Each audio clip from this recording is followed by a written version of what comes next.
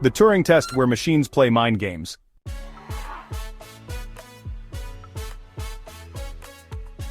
Hello human beings, and possibly robots disguised as viewers.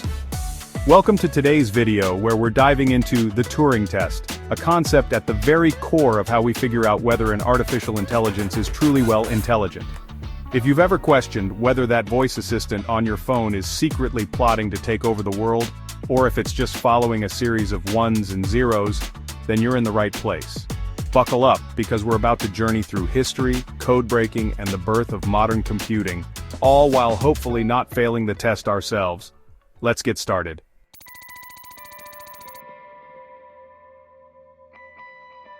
Before we talk about the actual Turing test, we need to meet the mastermind behind it, Alan Matheson Turing. Turing was a brilliant mathematician, a pioneering computer scientist, and if you believe half the stories, one of the most important figures in actually helping the Allies win World War II. No big deal, right?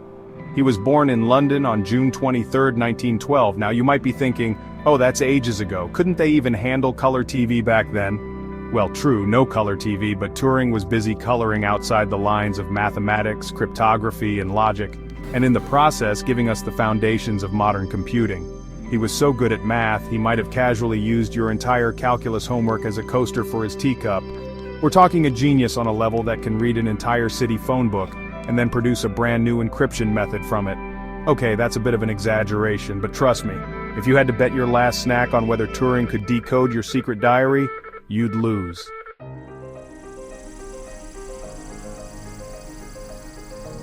It's impossible to talk about Turing without mentioning Bletchley Park. During World War II, Turing was part of an elite team that cracked the Enigma code used by the Nazis, a code considered unbreakable by many at the time. Turing basically walked in, took one look at it and said, "Meh, I've seen tougher puzzles in cereal boxes." Of course it was a massive group effort, but Turing's contributions were pivotal. Estimates say these code-breaking efforts helped shorten the war by about 2 years and saved countless lives. If that's not superhero-level intelligence, I don't know what is. After the war, while most folks were taking a breather, Turing moved on to the next big thing, imagining a future where machines could think. I mean, talk about leveling up your side quest.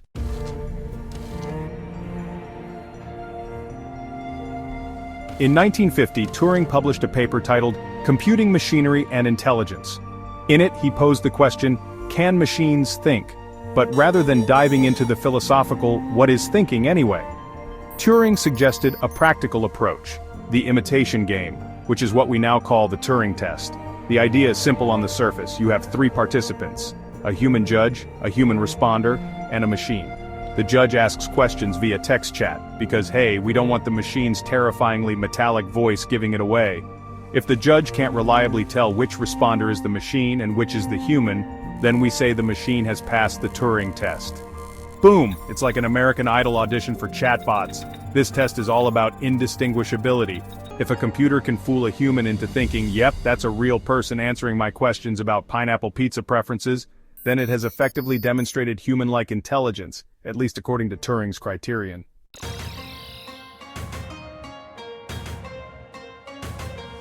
Now, Turing's test is famous, but it's not without critics, lots of them. Some argue it doesn't measure actual consciousness, just the machine's skill at mimicry. Think about it.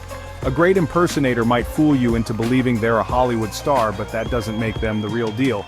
But Turing never claimed this test was perfect.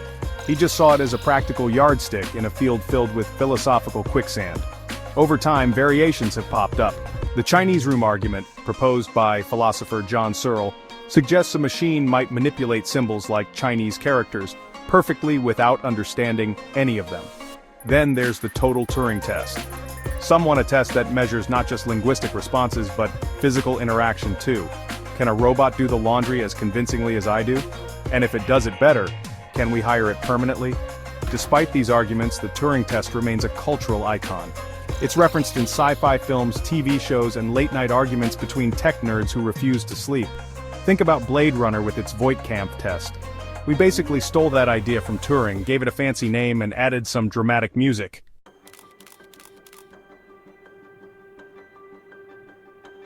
Turing's life unfortunately ended far too soon. His brilliance was overshadowed by personal tragedy. Due to the laws of the time, Turing was prosecuted for being gay, and he tragically died in 1954. It took years, decades even, for society to recognize the immense injustice done to him. Eventually, Queen Elizabeth II granted him a posthumous pardon in 2013, and since then, Turing's legacy has only grown in esteem. He is now celebrated as one of the greatest minds of the 20th century, someone who not only helped win a war, but also laid the foundation for modern computing. Each time you swipe on your phone, open your laptop, or chat with an AI online, you're living in Turing's extended realm. And whether you're praising or cursing your device for autocorrect errors, you can at least tip your hat to the father of theoretical computer science.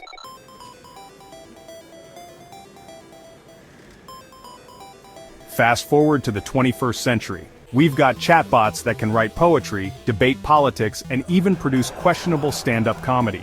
Some have come close to passing the Turing test, at least in public demonstrations. Others faceplant spectacularly with lines like, "I am definitely a human, beep boop." The conversation around AI has exploded. Are we on the brink of a new era where machines genuinely think, or are they just pulling off the world's greatest imitation? Regardless of where you stand, Turing's vision has undeniably become a driving force in AI research. Companies and researchers worldwide are racing to create machines that can hold a conversation so natural that your grandmother might ask it for her famous apple pie recipe. Spoiler, grandma's apple pie is still top secret, so good luck, robots.